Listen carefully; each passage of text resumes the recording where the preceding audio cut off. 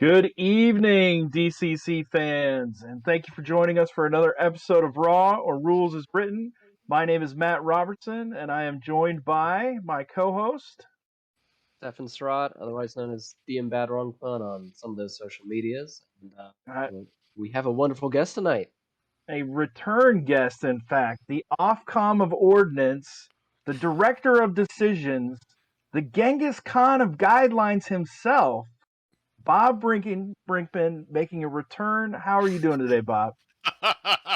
Well, after that introduction, I feel I have a lot to live up to. So I'm feeling under pressure, is what I'm feeling. I'm gonna keep adding monikers every time you come on.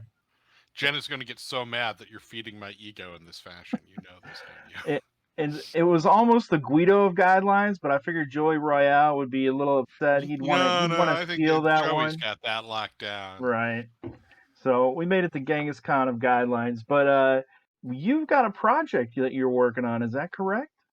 I'm a stretch goal for the Misadventures Games Kickstarter. I mean, I have a lot of projects I'm working on, but the Misadventure Games Kickstarter is going on right now. I'm writing one of the adventures. I'm the first of 4 stretch goals, and the stretch goals are all modest.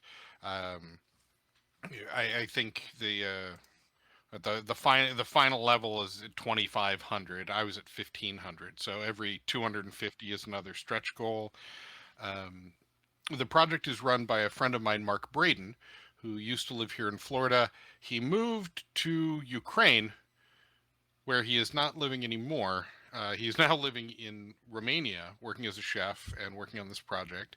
And he's been working on gathering talent from all over the place. So he has an artist from Brazil. One of the stretch goals is Patrick Econia, who is a young game designer from Uganda, which is really kind of exciting. He's been involved big time in gaming in Uganda since he was like 13 or 14, and he was running Nyambi LARPs in Africa. So there's a lot of really cool people involved. It's very rules light, and I would urge people to take a look at it. Is it for any system in particular? Well, it is its own system. It's a very rules light system. I the Probably core, works pretty well with a lot of OS. yes, I mean the core book to it is under 60 pages. It's very rules light and setting interesting. I won't say it's setting heavy. It's setting interesting, but you can easily adapt it to anything else. That's outstanding. So everybody, the link should be in chat. Make sure you click on that and check it out, support it. We are going to jump right into our questions. And as you know, Bob, we love having you on to review the past episode questions. Episode 5, we had Bygrinsto on here.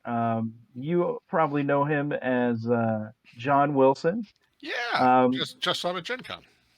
The first question we gave to him is starting luck the maximum value it can ever have. So, you're leveling up from like 0 to first level or first to second level. Well, 0 to first level. And that starting luck that your 0 level villager gets, can they ever go above that and achieve like a new maximum? Most certainly, and I think I'm not in disagreement with the consensus from that episode. The only thing that I always am careful about as a judge is when halflings and thieves are getting into the 17, 18 luck region. I tend to be a little bit more stingy just because that can get really powerful when you've got an 18 luck. But there's still a chance, right? There's still a chance even with an 18 you can fail. But yeah, your maximum luck can certainly go up. And how would you have those characters gain luck? Would it be from like items? Would it be from rewards at the end of an adventure or accomplishing something? Do they have to petition the gods? Well, I certainly wouldn't. I don't think I would ever have it come from an item, or at least very, very rarely, because really luck. I view luck in DCC much like fate points in the old Warhammer Fantasy roleplay. It is the whims of the gods that have granted you this luck, and so you can change your fate, and you as a player have agency in the changing of your fate. So completing tasks, certainly the benevolence of a cleric's god can reward luck, things of that nature, but not just like finding something. There is actually an example from Dark Tower that I'll use. There is a section where you come across a room. There's a stone sarcophagus against the wall, and there's a pile of bones in the corner. And what has happened is someone emptied out the sarcophagus to store loot in, and they just tossed the bones. And one of the playtest groups took the time to lay the bones back on the sarcophagus. The cleric actually performed a service, and that was worth luck to me. That was something, really a really cool moment of not just role play, but very befitting with the cleric and with the characters. And so I thought that was worth a point of luck. I definitely, yeah, that sounds like a beautiful example there. I mean, and that kind of ties into one of our other questions of should luck be given after every adventure? I think you kind of already answered that. Side note, I'm still having to reset my brain whenever we talk the Dark Tower in the DCC space and remind myself that we're not talking Stephen King. Oh, well, see, if you're my age, it's either Judges Guild or do do do do do do do do do do spin spin spin. So, and that's currently been in Kickstarter recently too. So it's been a very confusing year for us elderly folks.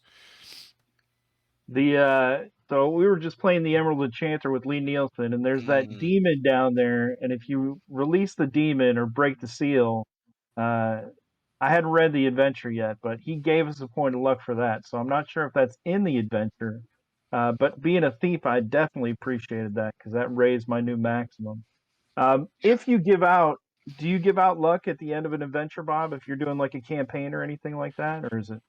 Well, the thing is, I haven't really run a whole lot of campaigns. I ran the Lankmar playtest campaign a very long time ago, and currently the campaign that I'm running is Dark Tower, and that's one big adventure. So I haven't really had a whole lot of call for it. Most of the stuff that I run is con games and things of that nature. When you folks were referencing Table 7-9, which is the luck rewards, I had to go reference it.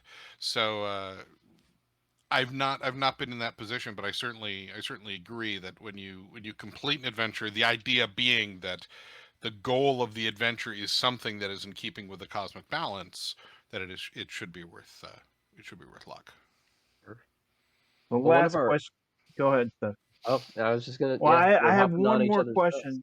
Specification. So, like, if you were going to run a campaign and they completed it and you gave out luck, or they did something and you gave out luck, is that just to replenish the luck that they had already burned? So, like for non-thief, non-halfling classes, they've obviously used some luck to get wherever they are.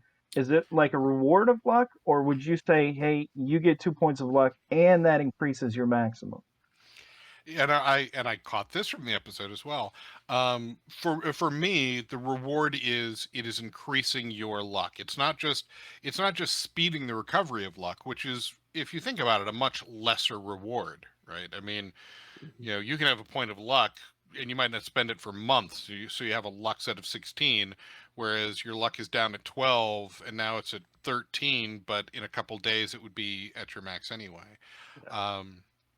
So no, now I will admit, if people are sitting at a luck of 18, which can happen, I know, I've done it.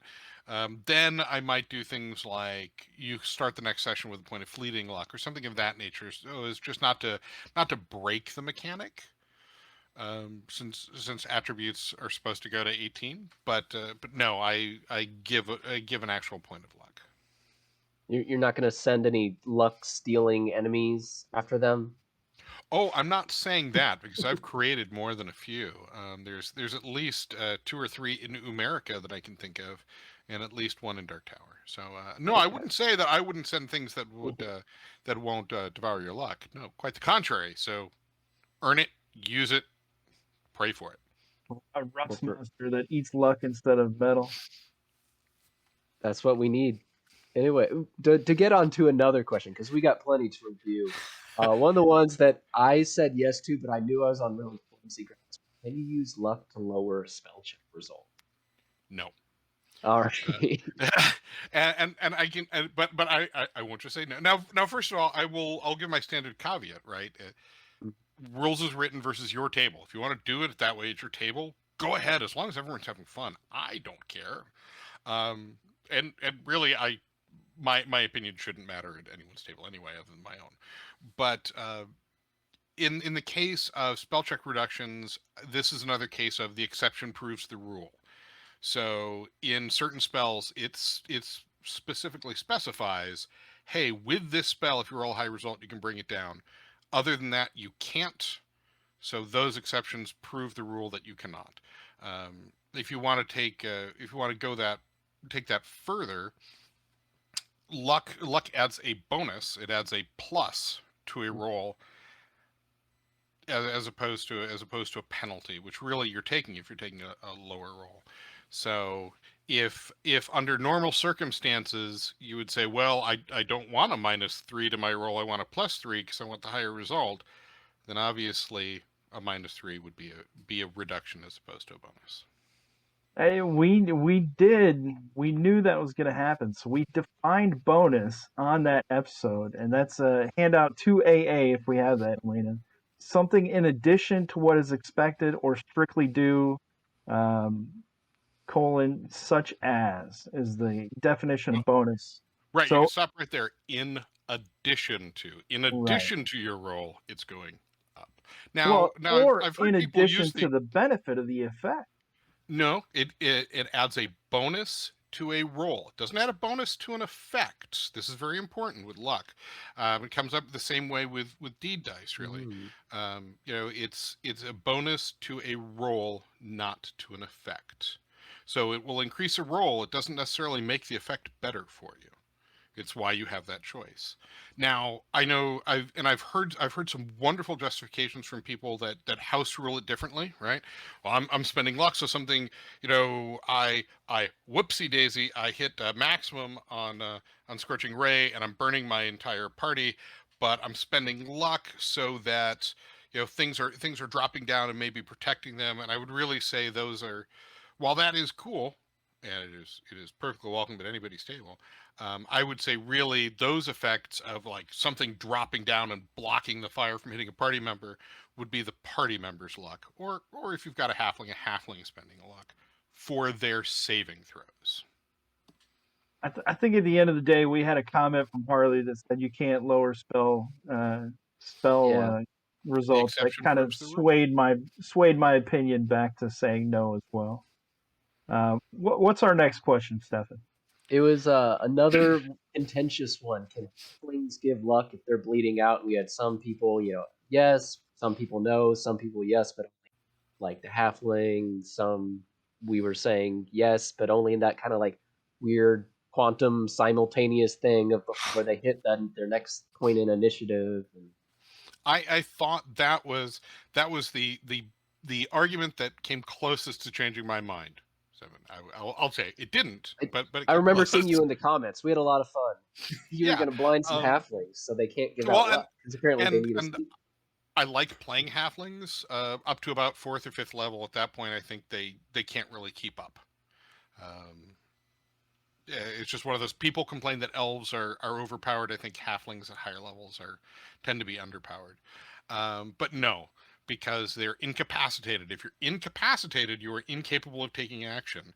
And they specifically state that the halfling can act out of initiative order. So they are actually doing something. So if you're bleeding out, which is, I mean, let's face it, that is the scene in the movie where the hero is dead and someone is thumping on their chest saying, "Come on back, don't do this, you gotta come back, you don't leave us," and then they gasp and they come back. That's really what the bleeding out is. I mean, you're mostly dead.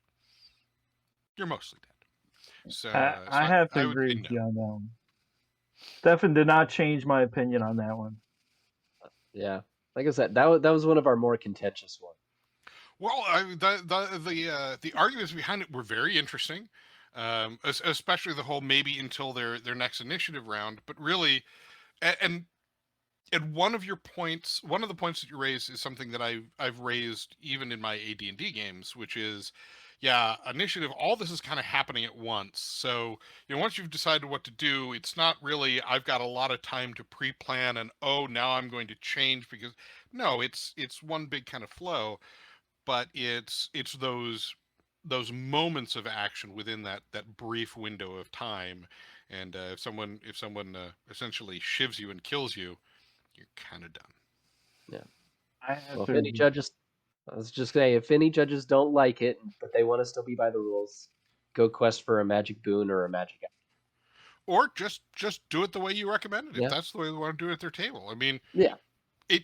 I can certainly see the coolness factor of allowing PCs to have death rows like creatures can, right? I mean, creatures can have death rows, and so why couldn't a halfling be granted a death row? In And fact, there's even a whole section in the DCC RPG that talks about their death throes or their dying acts. Yeah. So there are certainly ways that you can patch into rules as written, and you paint it a little bit of Bondo, nobody will notice. I'll also mention there's a Thousand Insane World episode that Brennan ran that was a Shakespearean one, and everyone who died got like a death monologue.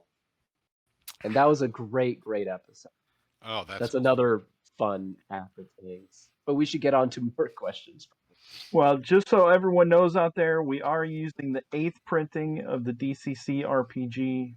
I always forget to say that right up front, but if you're looking for the rules and the pages that we're referring to, it is going to be out of that one. Stefan, our next episode was about warriors, and we had Darren, also known as Bread Wizard, on, and Jake, also known as Bruin Druid, two of our judges from the Dungeon Crawlers server. What was the first question for that episode?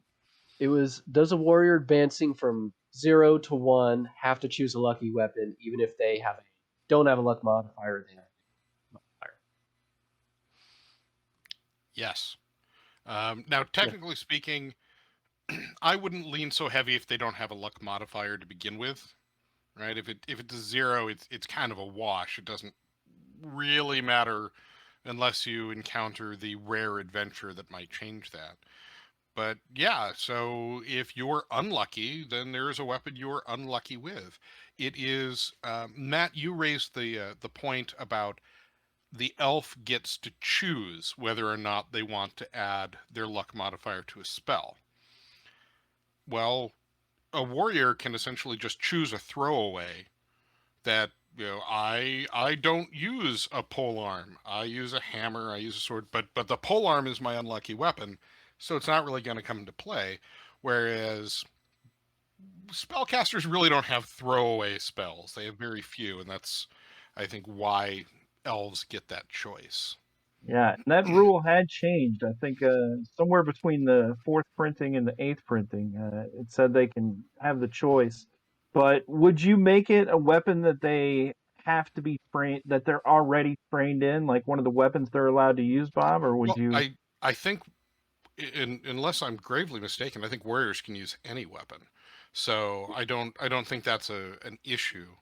Um, it's not really a problem. It doesn't have to be their starting weapon. If There's some thief weapons they can't use, like the garrote. I think So they what can if they use want? even that. I'm pretty sure. It's not listed in there. Hang on. It's Well, I don't have handouts. I do have a book handy. page 42, I Weapon believe. training. Oh no, they do have a limitation. Yep, battle axe, club, crossbow, dagger, dart, flail. Okay. Yeah, so garrote, for example, they're not trained in. So would you Um, let them pick that one as their throwaway weapon, or would it have to be one that I don't they're see why not. allowed to use? I don't see why not. I would allow a warrior to, with a positive bonus, choose a weapon they're not trained in as their lucky weapon, with a bonus, which might help offset some of the untrained penalty. So sure. Just don't expect that warrior to be garroting anybody in the near future. Or playing darts, apparently. Don't play darts in the pub. They might fumble, using a rope in that episode, and that effect too. I mean, some of it, Jake and Darren also had good ideas about building like a backstory about why you're untrained in that, or why it's unlucky for you.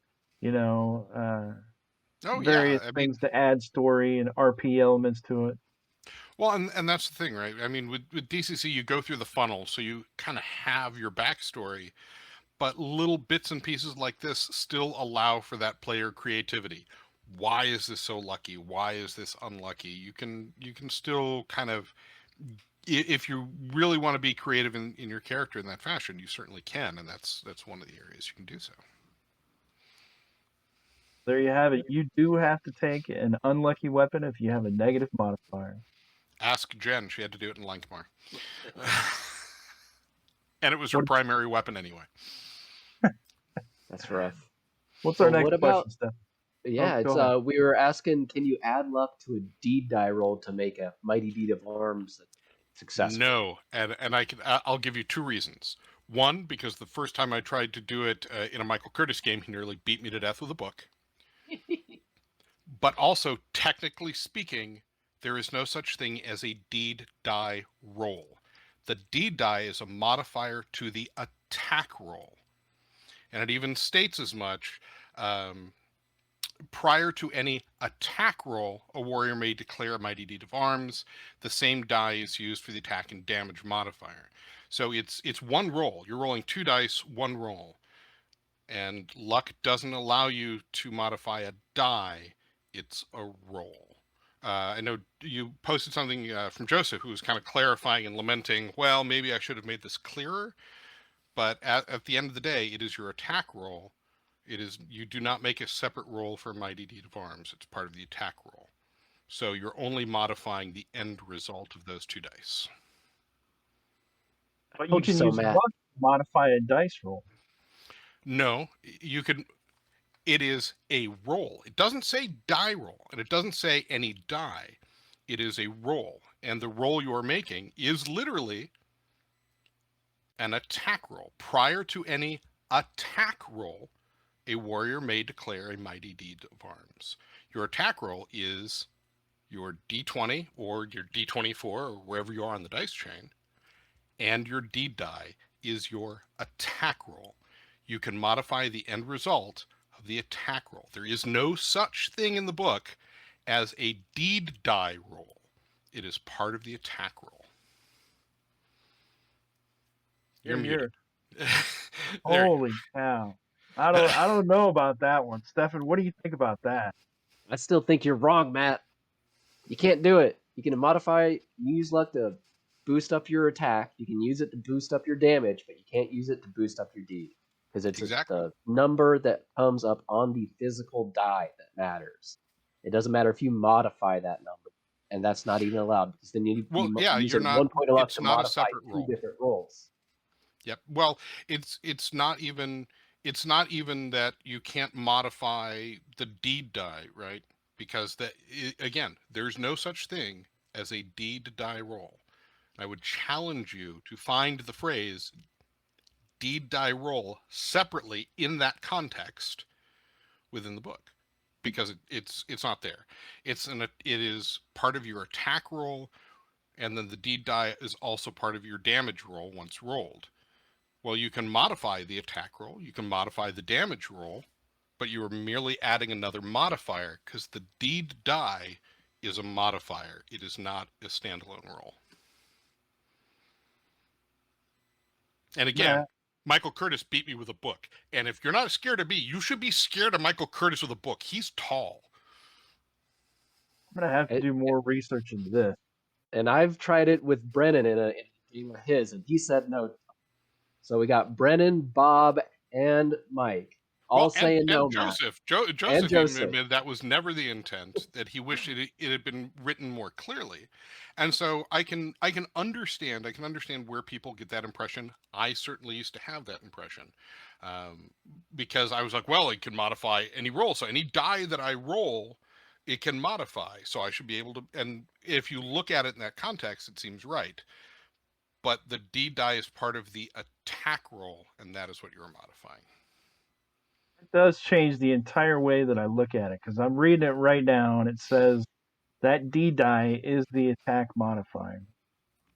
So I've never really thought about it as being part of the attack. I've always thought about it as being separate and signifying whether the mighty deed worked or not. All right, you keep thinking on it. I'll read the next question. I'm just breaking hearts left and right tonight, aren't I? Well, if it was called like the attack modifier die instead of the D die, then you wouldn't associate it with the mighty deed of arms. True, but they also state in the initial description under the warrior that it is your attack modifier.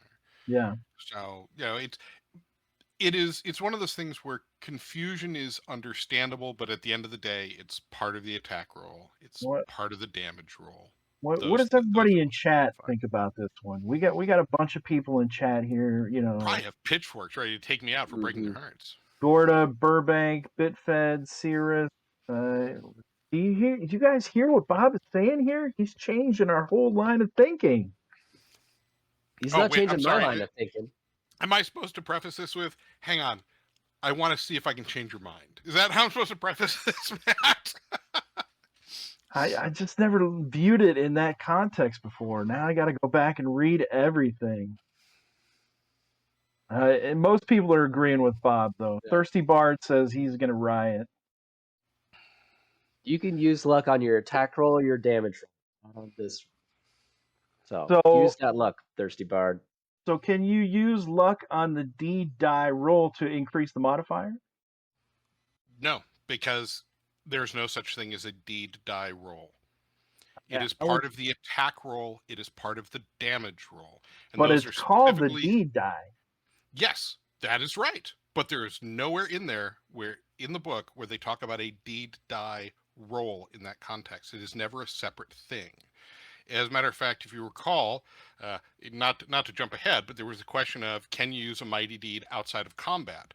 And it is always part of a combat action. It's always part of an attack because it is an attack modifier. So, yeah, you can modify. All you are doing when you add luck, you are adding luck to your overall total on your attack or your damage. So you can use luck to raise an attack, right? Mm-hmm. And if the modifier is part of the attack and a separate dice, couldn't you raise that part? If the modifier is part of the attack, hang on a second. Say that question one more time. So I can use luck to raise my final attack score. Correct. But the book doesn't specify how I raise that attack score. You're just adding it to the total. 2 rolls. No, it does specify how you're doing that. You are adding a bonus to the roll. You don't have 2 rolls. You have 1 roll, the attack roll. The attack roll includes your D20 and your deed die. That is your attack roll. So all you're doing is you're adding a number to the total. So if you've got a 15 and a 5 on the deed, you've got a 20. You spend 2 points of luck, you've got a 22. It doesn't change the dice. It only changes the total. That's also really, if you think about it, why they go in and specify, for a crit, it needs to be a natural, because I rolled a D20. Well, I've got an 18. I spent 2 points of luck. Well, now it's a 20, right? No, because all I'm doing is I'm modifying the end result. I'm not modifying the die. I'm with you on that, but this thing for luck says that we can add luck to any dice roll. Yes, and the roll you're making is an attack roll. Right. So if there's 2 dice comprised in that attack roll, and I want to raise the second one, why can't I do that? Matt, I think you're just going to have to agree to disagree. It's 1 roll. It's the attack roll. You're rolling 2 dice, but that is 1 roll. It is your attack roll. All right, You so don't I can have agree a with standalone mighty deed roll, right? If I'm not attacking you, I can't roll my d5 and call a deed on a 3. There is no such thing as a mighty deed roll. The deed die is a modifier to the attack roll. I totally agree with that. So let's say that 2 dice for this attack roll. If I can use luck by raw stating I can use luck to raise any die roll, why couldn't I just pick which dice I want to raise? Actually, what it says is any character can permanently burn luck to give a one-time bonus to a roll. It doesn't say die roll. It says a roll. And that's where I originally got hung up when I first started playing, because I thought it was any die roll, and it's not. It's any roll, and that's a big difference. That is a Um, big difference. and see, then it says, for example, you burn 6 points of luck, you get a +6 modifier on the roll. So if I burn 6 points of luck on my attack roll, I get 6 points added to the total of my attack roll. Yeah, that definitely does change how you read it. But yeah, it's the word die, and I honestly, for like the first 2 years I played, I would have argued that was in that section without just cracking the book and going back and rereading it and going, oh, it doesn't say that. So I totally understand people's confusion. I was initially confused on that as well. Jen will lament often, I think, really, if you give her the chance, about how stubborn I was about that particular thing without cracking the book. So, yeah. We do have Cyrus in chat saying page 89. It's referencing page 92. Yeah, I think Former it's on page. page 95. Elena, if you bring up handout 1A Burning luck. for Well, there it does say and they specify there his own die rolls, because you can't modify anyone else's rolls. The key there isn't the word die, it's your own. Well, Cyrus is saying page 92. He quoted there. I haven't looked it up, but I know 92 Cyrus. is I don't. deeds in my book. Anyway, he says if the warrior chooses to move and he scores a deed roll of 6 or better, he can maintain a die. So he was just saying that for like you can find deed die roll, but context is important. I don't have the greater context. That's on defensive maneuvers. Give me a second. I know exactly what he's talking about. You have to continue using the deed, and you can't attempt another deed without disrupting that one. If you choose to move, but the key is there, that is a mighty deed where you are supposed to stand in place, right? You are the wall in front of people. It isn't that you're not attacking. You're not just standing there and people are attacking you. It's defensive. And so there, if you move, that's where that's coming in. That is still with the use of the mighty deed, you still have to attack. Yeah, we're gonna have to shelf this one until we get that whole panel, Stefan. I'm gonna have to I gather think my so. evidence. What's our next one? Well, we kind of already answered our next one, but can you use a mighty deed outside of combat for skill checks or non-attack actions? I remember referencing a couple of things. I believe there was one in Clipcario's Gambit. Maybe it's just a authors break the rules kind of situation, saying something about jumping across. I recall that, and it was You not also in mentioned a combat, but the miracle. example was yes, about scaling miracles.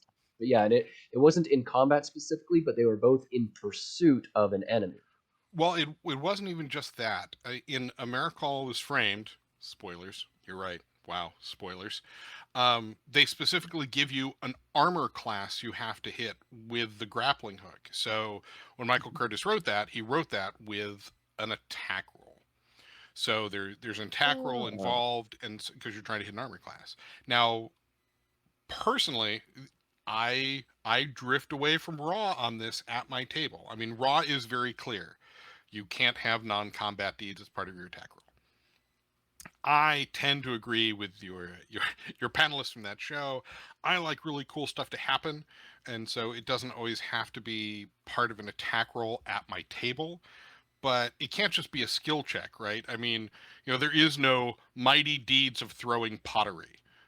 You don't make a bowl really cool with a mighty deed.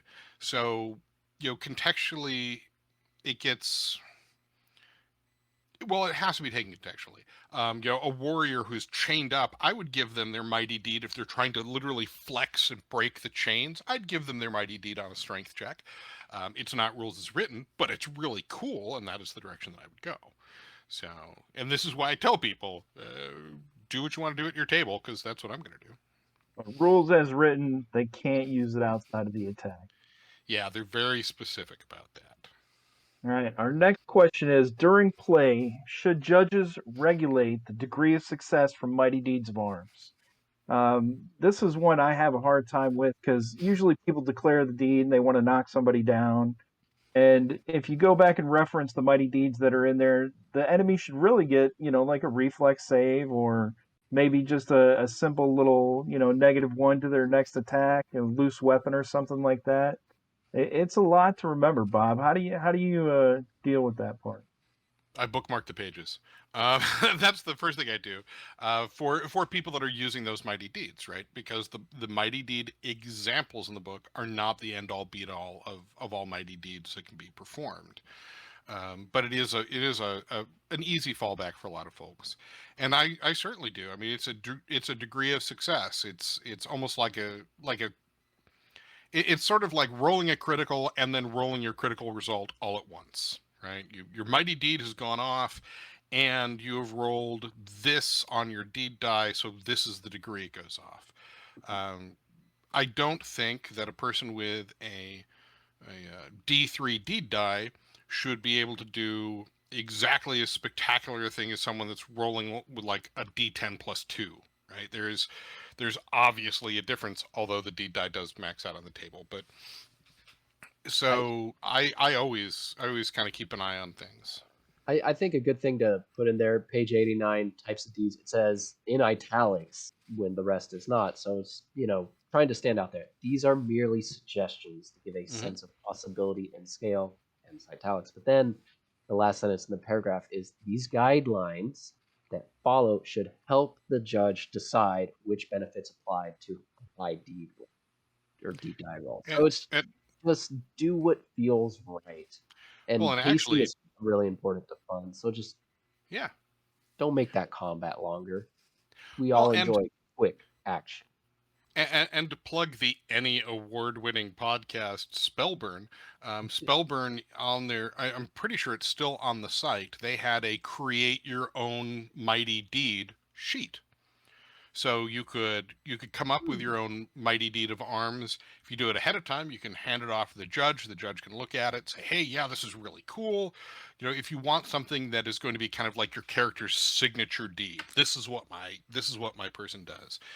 For my dwarf, I created dwarven tunnel fighting, which had a number of different results that varied wildly and were all just mean, but they got meaner and worse, as things went up, and it was something that I was able to go, "Hey, I'd like to use this. What do you think?"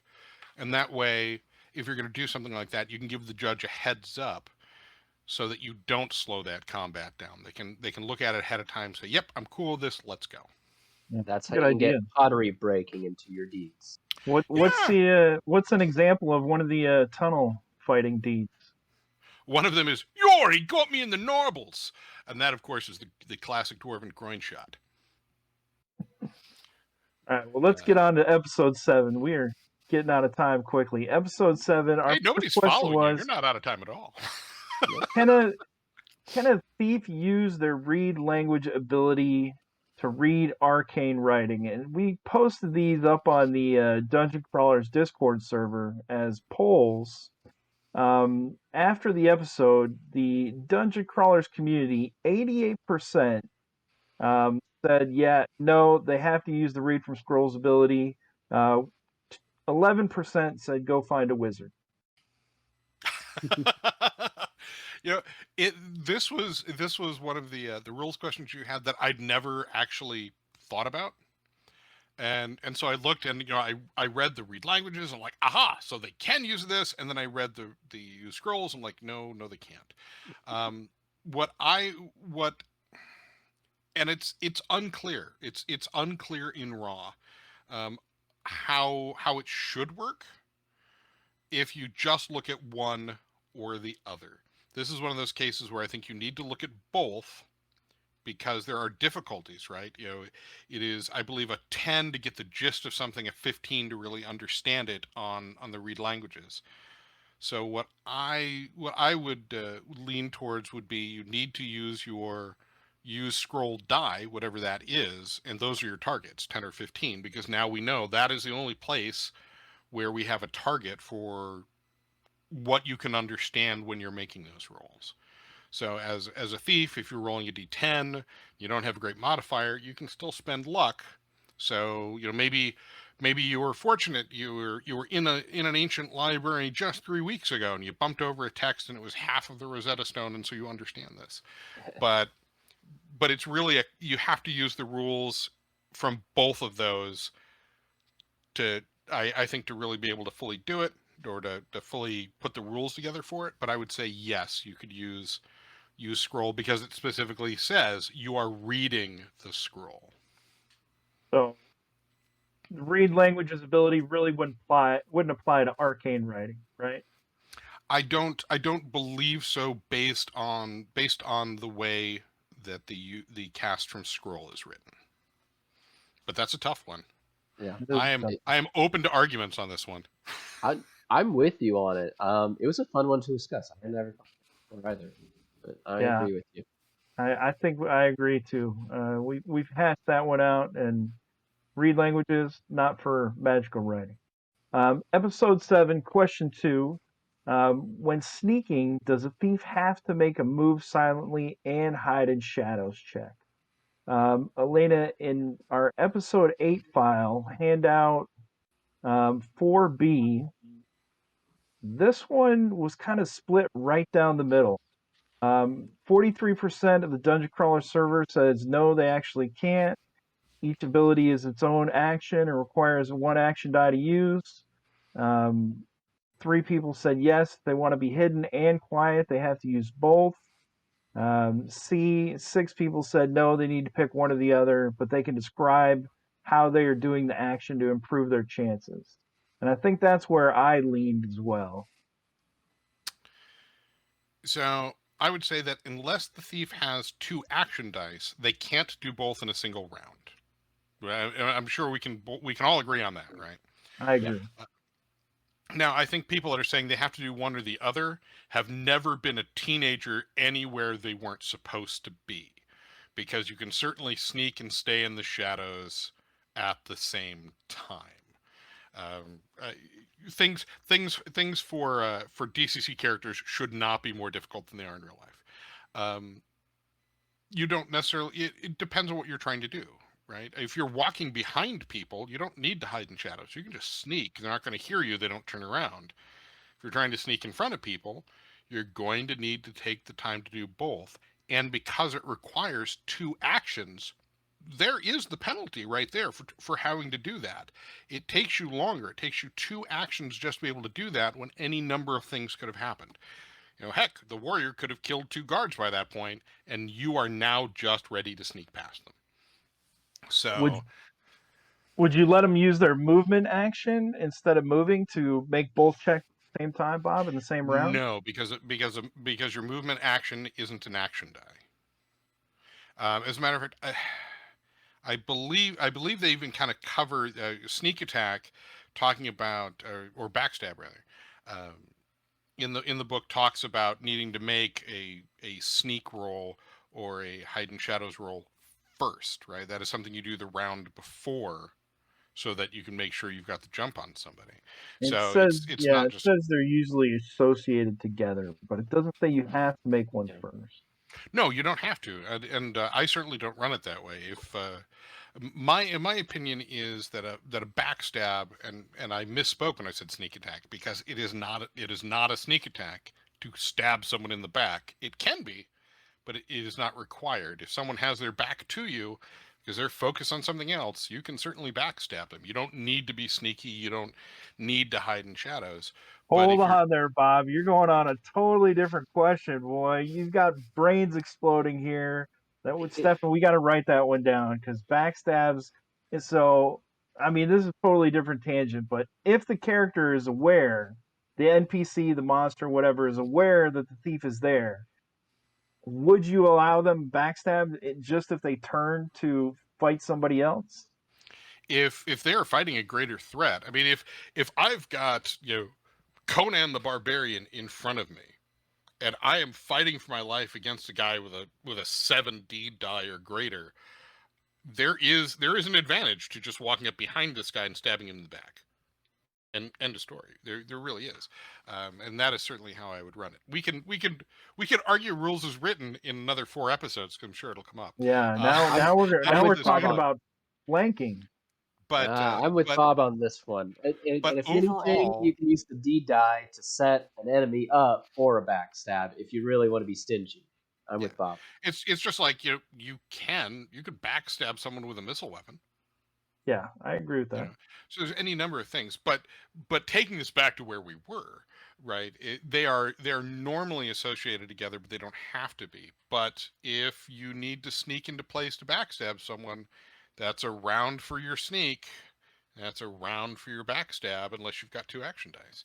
So it leaves it not overpowered, because it does slow it down in that fashion, and it can be very frustrating for thief players who are like, I want to backstab this guy, but I need to sneak over, and the warrior's like, don't worry, I'll just step over and kill him. I will slice him in twain with my mighty deed. And they do, and the thief's like, well, great, I was sneaking. I could have just, I don't know, done something else. So. Well, what's our next question, Steph? To get off of backstabs, it was when climbing sheer surfaces, how far can a thief travel before having to. Ooh. I don't. Is that actually covered in the rules as written? I don't think it is. Nope. Yeah. It's one of those things where I generally do it based on movement, right? So I'll give them a round of movement. And are you doing their like full 30 feet? Often climbing is like half speed. Yeah, I'll do anywhere from like 15 to 20 feet for climbing. Kind of. If they do really good on their check, do they get a little bonus? Yeah, it's one of those things where, I mean, I don't worry if someone wants to climb sheer surfaces and it's 10 feet, unless there is something that says it's very difficult. I'm not going to make them roll. They can just sort of hop on one foot and grab the ledge, right? So, I mean, anything that we're going to make someone roll for is going to be more than 10 feet to begin with. But yeah, 15, 20 feet, I would say once around, depending. I mean, if they talk about, it's a rocky cliff face and there's lots of handholds, I often won't worry about it, because that's not a sheer surface, right? I mean, you're talking about sticking your fingers into the mortar between the bricks. It is a sheer surface, and so for that it's once per round. But just general climbing, I don't worry about. Okay, so that doesn't even get a roll. General climbing. I mean, you're good at that. These are adventurers, right? They can climb a tree, right? A warrior can climb a tree. A warrior can climb a cliff face. It's just, if there aren't handholds, it's a problem. I mean, look at it this way: if you were climbing a cliff face, if your characters are climbing a cliff face, and they're putting pythons in, so there's something to hang on to, well, then there's something to hang on to, and you probably aren't going to worry about it. Well, if there's lots of handholds, it's the same thing. So if it's a sheer surface, I make them roll once per round. One of the things, or go ahead, Matt. You're probably going to say some handout. Well, I was going to say, Elena, can you bring up handout 4C in the episode 8 file? We've got results from the Dungeon Crawler server again, and this one was the one that was exactly split down the middle. Half the people said yes, they have to make another check. What if their arms get tired or it's raining? The other half said no, regardless of the distance. Once they succeed on a check, climb one particular obstacle, that's all that's needed. And that's the kind of, I'm leaning toward that other group, because once the skill check is made, if they succeed on that skill check, but it's not just one obstacle, right? If it was like one wall. Well, I mean, if it's like a 10 or 20 foot wall, sure. But I mean, if it's an 80-foot wall, then there's certainly a lot more. That's really bigger than one obstacle. That's bigger than one movement, right? So now you're in another round. You are carrying out that action again. I've climbed sure surfaces for my first round. I'm climbing sure surfaces for the next round. I want another roll because I want you to be able to fall more than 20 feet. I'd The like to thing see you fall 60 or 70 feet and get all those I d6s rolling. I was finding, I looked at a few modules and I found a few, can't remember the specific names now, but I know I mentioned them in the episode. Um, it wasn't 100% consistent, but more often than not, it was just one check and the DC changed for how difficult it was. It was just going, it didn't matter if it was a 20-foot wall or a 60-foot wall, the DC just got higher. And the penalty changed. I suggested just to make it, because if you're doing those successive rolls also for each round after round, that chance of hitting a nat 1 gets greater and greater, and it just gets harder and harder from that, assuming you're not taking precautions like pythons. But I suggested Right. the option of like just have a higher DC and maybe a scaling failure rate. If they fail it by 1 to 5, maybe they take some stamina damage or normal damage. If they fail it by 10 or more, then they're actually falling and we're going to take falling damage. What do you think about that and changing it from like a binary you climb or you fall into a you failed the roll, you still climbed all the way up, but it was very difficult for you. You know, take some kind of penalty to your HP or stats. Well, I think that's a good way to write something into a module. When rules are unclear, you will sometimes notice that rules will appear in an adventure to handle things, right? Um, and I mean, I just looked at the climb sure surface because it essentially uses the DCs of 10 is ordinary, 15 is huff, Mm-hmm. 20 is heroic, which works great for like levels 1 through 3, and then kind of just falls by the wayside once people get to like 5 and 6 and they're rolling Have plus 24s. sevens or all that. What's your pick lock? I rolled a 28. You needed a 12. My bonus is a 14. So that's not a bad way to do it. Um, and it is the problem is it is unclear. So you but I can't argue that either side of the server's vote is wrong, right? Because It's an unclear raw it situation. is Not it is an specified. unclear raw situation. But I'm telling you how I would do it. You can only move so far, and so that is how I would do it. Now, of course, if I was the thief, I would just make friends with a wizard with spider climb, and I would negate the issue altogether, or toss. I mean, really, if you're trying to climb a tower, you're more likely to use a grappling hook than just try and scale it in the first place. Get some pythons, y'all. Yeah, think Safety ahead, first. plan. Our You've last got a question backpack. from that episode was can a thief backstab with any weapon that they are trained in? Like some weapons have extra backstab damage. Can they use alternate weapons that don't have the extra backstab damage, Bob? Most certainly, you can backstab with any weapon. It's just certain weapons are more advantageous when backstabbing. We And also brought or go ahead, Matt. You're probably about to say if what I was. they use an untrained weapon, a weapon that they're not trained in, let's say they were using I don't think they're trained in battle axes. If they were using a battle axe to backstab, would they get that critical hit on a successful hit? Well, if they're using an untrained weapon, right? So they have the untrained weapon penalty. So they've already been penalized for that. So I would say that if they manage to overcome that penalty and still get the hit, I'd give it to them. I mean, there's certainly plenty of anecdotal evidence in Appendix N of people picking up weird things and running people through with them from behind. It's not that it doesn't exist in the lore, right?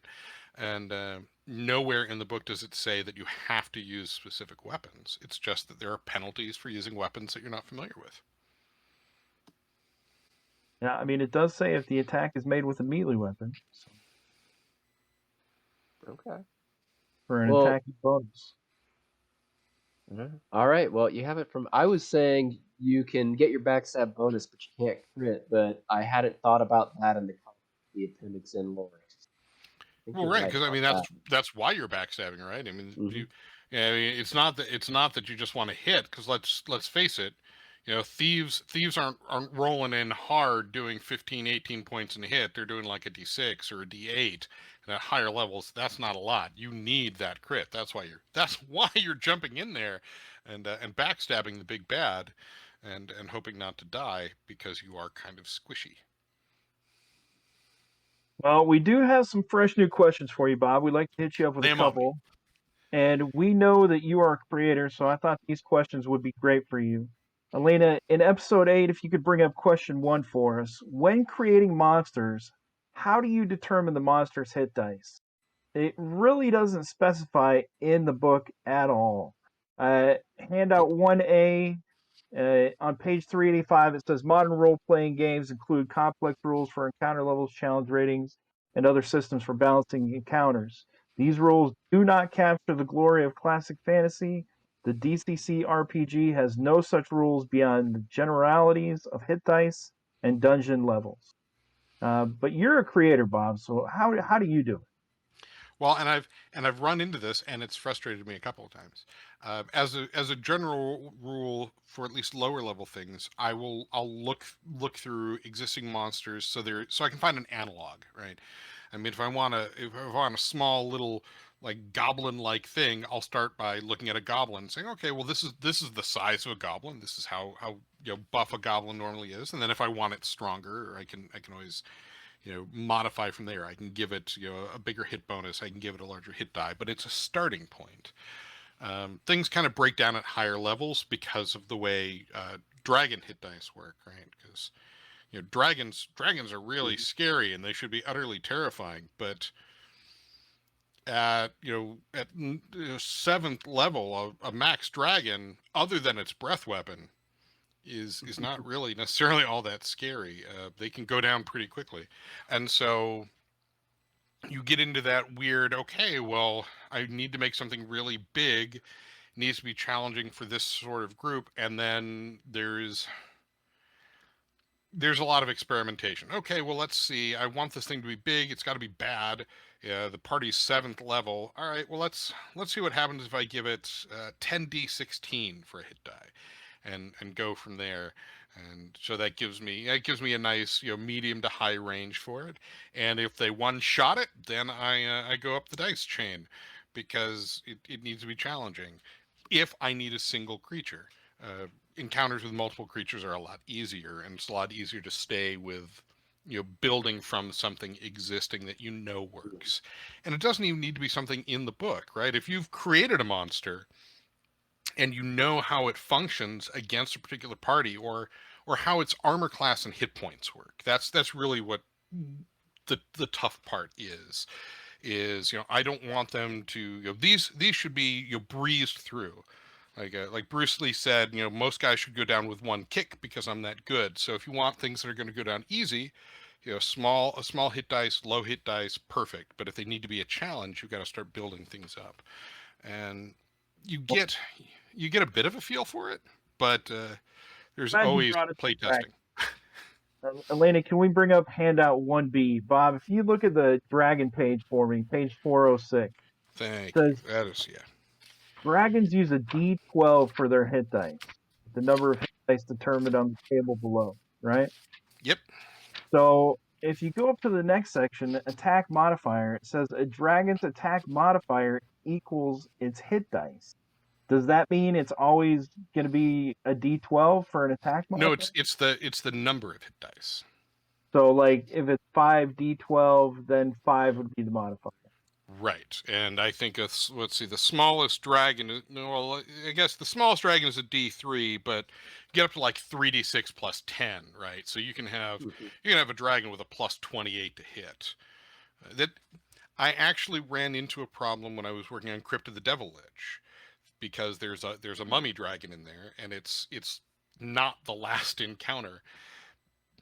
And I built it using the DCC Dragon rules, and I went, wow, this thing could one shot the big bad in the adventure. I need to scale this back. I need to tone this down because it is far too brutal. But it's that D12, right? It's for me, a massive dragon should be the end all beat all of of things. And for me, big dragons, the powerful dragons in DCC, much like the powerful dragons in First Ed, aren't beefy enough for my taste. So, But I feel weird making something more powerful. on that page, if we look at the initiative, it says a dragon's initiative modifier is equal to its hit dice. Yep. If we look back over at hit dice, it says dragons use a D12 for their hit dice. It means the number of hit die that it Right, gets. it's a not 3 hit the die hit creature, a 4 hit type. die creature. I completely agree what it means, but it can be a little confusing. I think that might be worded a little bit better. If we look at the savings throws, say the saves are all the same, each equal to its hit dice. Hit dice Right, are but a you have to take D12. this in context of the entire monster section. You know, you're gonna read the section on monsters in general. If you're running a dragon, you're not just gonna open up a DCC book you've never run before and go, "This is how I run a dragon." You're gonna read the book. We could You might submit it to gloss stomp over the some typo. sections, but yeah, And- sure, sure. Just tell Jen, yeah, we had Bob on the show, and we're entering stuff into Stomp the Typo. That's great. Thanks. I really like my couch, Stefan. I really like my couch.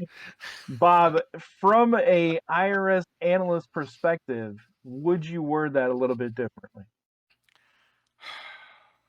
No, actually, I wouldn't. For the simple reason that it is clear, it should be reasonably clear to the people who are expected to be using the section, right? Okay. I mean, if you read tax law, whoo, it's reasonably clear to people that are practicing tax law, but to the layperson, once you get past a few things, it gets really confusing. And I don't think this is really that confusing. I mean, when you look at it in context of this is a 4 hit die creature, this is an 8 hit die creature. Well, I so say for other things, if people need other references, look at the demons section. It's pretty similar to Yeah. the dragons. You can also look at just something as simple as the wolves. The core book has wolves and it has dire wolves, and that's a very kind of close but different thing. Mhm. So you can make something dire based off of just that, and it's a lot smaller. It's simpler than the demon or So dragons. raw, it's definitely going to take you guys some trial and error. When you're creating your own monsters, there's no wording in the book that tells you what hit dice to use. I did find some little goodies on the forum. Handout 1C is Joseph saying, why spend all that time on monster stat blocks? If a rule doesn't impact the player, don't waste the pages to print it.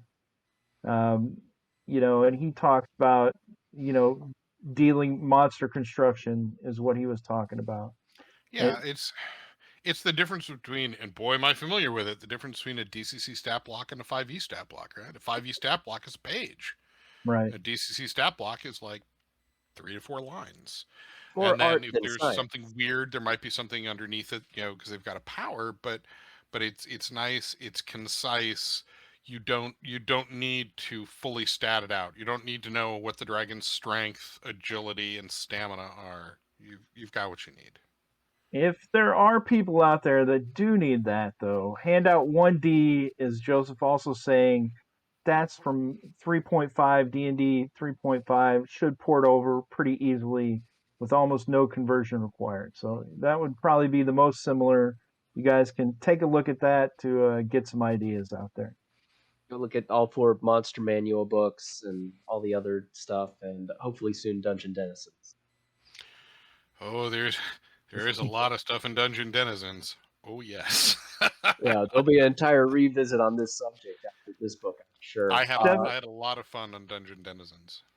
This next question should be pretty quick. Stefan, what's our question 2 for this Yeah. episode? And if you don't mind, I think we can kind of question 2 and 3 are so related. Okay. It's how do you determine the monster's critical hit die, and question 3 is how do you determine the fumble die?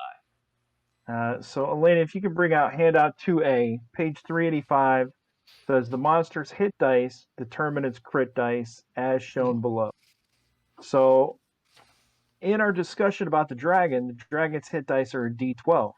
But if they're 4D12, does that mean that its crit dice is just a D3? It has 4 hit dice.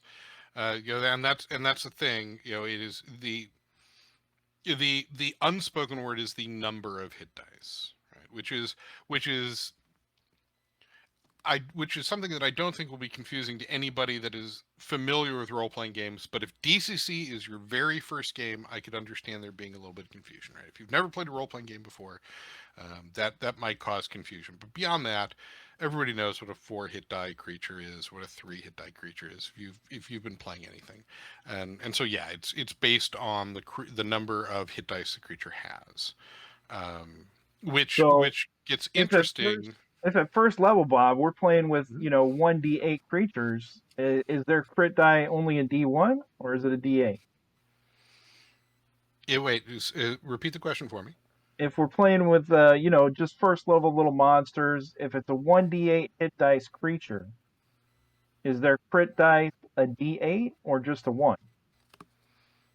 If they're a 1-hit die creature, then their crit die is likely, if they're using weapons, it's going to be a d6. They've got 1 hit die. Now, where things get weird is the beginning of the table. And this is something that I would not hold against anyone for not getting. But at the beginning of the table, there's less than 1 hit die, right? What is less than 1 hit die? Yeah, that would. Traditionally speaking, and that goes all the way back. That goes into the dark times of small brown books and Defreet covers and Trampier art. That a standard hit die was a D8. Anything less than that was not a full hit die. So if something's hit die is a D6 and it's got 1 D6, that's less than a hit die.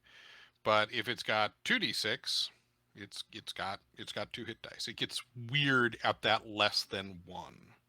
And esoteric matter. Bob is talking about handout 2B, Elena. If you guys could show that, to the chat for us. All right, so I mean, I'm still confused. Like, the monster's hit die determine its crit die. So if I have a 1d12 monster, I usually use the d12 as its crit dice. Is that incorrect?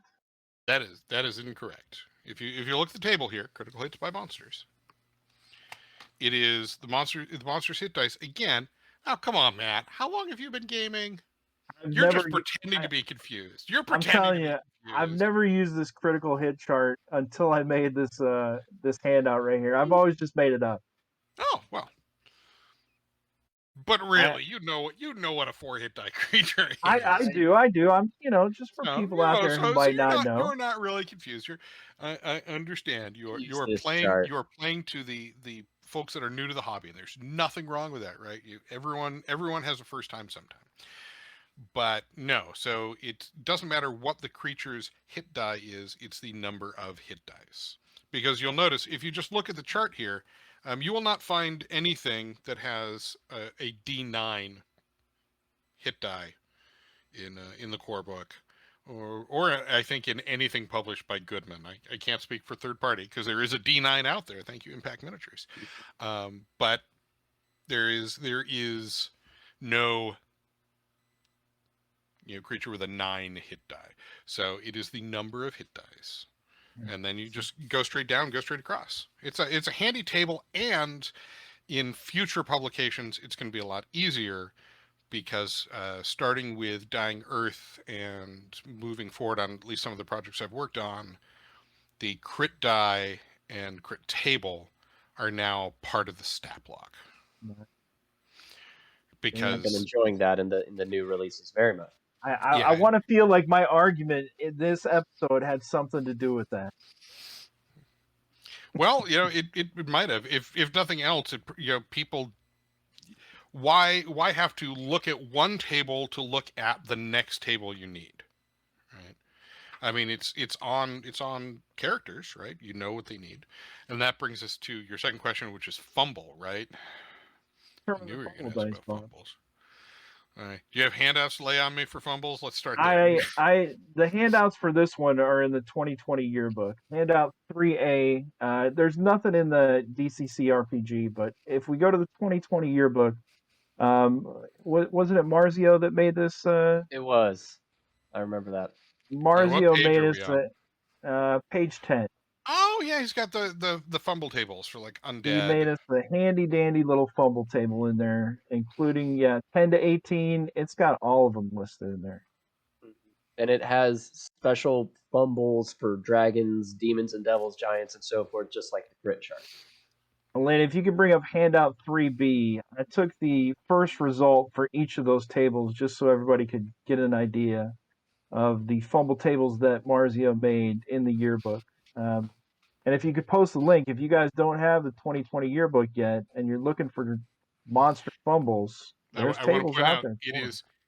it is yearbook number 8. It is the year that is not to be named. Yep.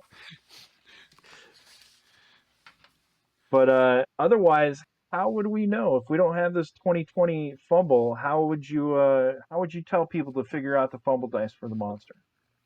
Well, first first I love what Marzio's done there, and it's really cool. Technically, anything in the yearbooks, which were more annual than the annual, that always weirded me out. Right, that wasn't the annual. Technically speaking, all that stuff is additional content. So technically, it's optional, but I would suggest people use it because it's really cool. Without that, there is one fumble table, which sadly, the more you have to use it, it does get a little dry, right? I mean, let's face it. Right. Everyone points at you. You're a laughing stock. No penalty. Move on. Uh, and then beyond there, it would depend on the creature itself. If the creatures are wearing chainmail, well, then they're wearing chainmail, so you know what their fumble die is. It gets harder for things that aren't wearing armor. And there you just sort of have to feel your way around it, right? I mean, is something really big and bulky and kind of clunky, or is it really lithe? If it's really lithe, it's like it's unarmored. But if it's, I don't know, like an armored, like a big stone elemental or a living statue, well, it's going to be more ponderous, and so I would assign it a higher fumble die. I think what Marzio has done using the luck Piece of luck. modifier is really solid, because most people overlook that your luck modifier is supposed to impact critical hits against you. Yep. So using your luck modifier as part of its fumble die kind of streamlines it. It's rather elegant. I really like what he's done there. If I may say, I think that's a thing that could be a good little addition to perhaps some future judges screens. Just sticking that Ooh, on there somewhere. We that would be do cool. I will admit. we do have a handout from the forum, handout 3C. The Noble Drake asked, with no indication otherwise written in the book, I thought the intent was for unarmed meant unarmed when it was monster or not. So the way I've been running it is all monsters roll a 1d4 for fumbles. A. Collins had created a own monster fumble table that they used, but then the Dark Master chimes in and he says, yes, 1d4 was the intent, but I do like the custom table. So perhaps the original intention back in 2012 was that all monsters would roll just a d4. It is quite possible, although that doesn't end up in rules as written, right? We end up with one of these Right. gray areas. But then again, you also have creatures, like I said, like I think Bugbear are specifically listed wearing armor. And so, they're armored. I would treat them as such. And I think that unfortunately just using a D4 for the monsters, especially when you've got players that are in plate mail and are facing some pretty serious fumbles sometimes, it minimizes what can happen with a fumble. And I mean, when a monster fumbles, that can be just as awesome as when a player crits, or at least it should be. It should at least have that potential.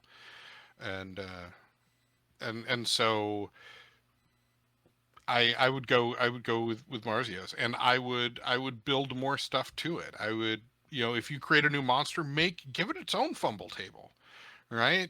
Make weapon specific fumble tables if you Give it want. its own special crits. Oh yes, I'm a big fan of special crits. You can do all sorts of things like that, right? I mean, that's half of the joy, is moving beyond rules as written, which is what Marzio did in in the program guide. He looked at rules as written, said this is lacking, and I think I can do something cooler, and he did. We've got one more handout here, handout 3D, and I believe this one is from Ravencrow King's blog, Stefan. And this was, I'm not sure I really understand it though, because it's got monstrous humanoids at a D20. I didn't get that handout. You don't Peering at have my it? little phone screen. Nah, you forgot to give me that one. I'm peering at my little phone screen. Said that in a. Huh. That was a surprise handout for you. Yeah. It's a surprise for me too, because I well, haven't seen it. hey. Well, everyone go to the Ravencrow King blog. It's awesome. It's got years of free content. There's also one on the Knights in the North blog.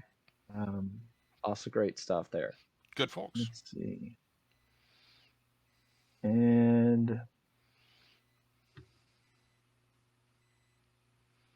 handout 1E, Elena. That was talking about the hit dice. I should have brought that one up either. But, we got good content in the Ravencrow King blog. And the Knights of the North, that was where that table came from in 3D. They had created their own fumble table as well. Well, and it's also worth mentioning if you're gonna mention Ravencrow King's blog, that Ravencrow King is DCC author Daniel J. Bishop, right? Who is written for Goodman and several other companies as well. So yeah, he's got some great content on his page. Who is now converting the Fiend Folio, I believe, to DCC? Is that? That is certainly not an official fun. project. Yeah. It's not an official project. On his blog, not officially. He's converting all the monsters in the Fiend Folio to DCC monsters, so definitely worth checking out. Oh yeah, so fantastic. Well, we are out of time for tonight. Art of the invisible stuff. Yeah, we are out of time for tonight, everyone. I want to thank you guys for joining us. Bob, tell us about that Kickstarter you're working on one more time. Sure, it's Misadventure Games, and it is a very rules light, old school system. That it's a fantasy system, although the additional adventures for it, there's going to be a traditional dungeon crawl. There's going to be a horror. Yeah, with the stretch goals, there could be a horror adventure, a role play heavy adventure, all sorts of stuff you can do with it. There's an add-on setting that draws on Ukrainian folklore. Lots of great stuff, and again, my buddy Mark Braden, who has literally gamed under my roof at my gaming table, who was forced to flee Ukraine and is currently living in Romania, and it's a great project. It's his Zine Quest project. It's an inexpensive buy-in. It is totally worth a look. How close are we to your stretch goal? Oh, we've passed my stretch goal. Oh, okay. I was going to say. So if you want my adventure, you're already there. The one that I'm really excited about though is Patrick Iconia's, which is the $2,000 stretch goal. And again, he's the young author from Uganda. Young, I guess he's like 21, 22 now, but I still picture him as the small kid in the crowdfunding videos from all those years ago. But he's coming up at 2,000. We're almost to the second stretch goal, which is at 1,750. The Kickstarter's at like 1,713 right now. So, I mean, all these stretch goals are very reasonable, and it's great content from some very diverse people across the globe. I say we got to get Bob some work, otherwise Jen's going to make him do honeydew stuff around the house. You've heard that I'm doing Caverns of Thracia, right? I mean, I've got work. Trust me. Bob, I've got one last important question before we go. Which of your cats is that in the background? Vance. That was Vance was up here, so I'm going to say it's probably Vance. Etta hasn't come in, and Harlan's kind of skittish, so yeah, it's probably Vance, the big one of the household. Stefan, what about you? You got anything coming up? Anything going on? I'm running some games on the Dungeon Crawler server, and I ran a playtest for a fun Weird Frontiers thing that is very much based off of Big Trouble in Little China. Awesome, that sounds fun. It is fun. That movie started out its life as a script. It was a western, and you that got little Mercy. fact is what Mercy of the Day in the Day of the Eel coming up, I believe, right? Yeah, I got a slot open for that. If someone wants to creep into the server, I'm running on Saturday night. But besides that, I'm looking forward to Lone Star Game Expo, which is at the end of September. I'm gonna games there. Lone Star Game Expo coming up. I'm going to be on Prep or Die tomorrow on the Goodman Games official channel. So you can I see recommend you my prep. game making prowess in action. If anybody wants to tune in for that. And then Friday, the Reaver Express will be returning. We've got possibly a dead character. Cirrus, who's in chat, might be completely dead. We don't know. We're going to find out. But thanks everyone for joining us, and Are have they a good night. halfling? Can they spend luck? They cannot, but the halfling is on the way. Halfling is on the way.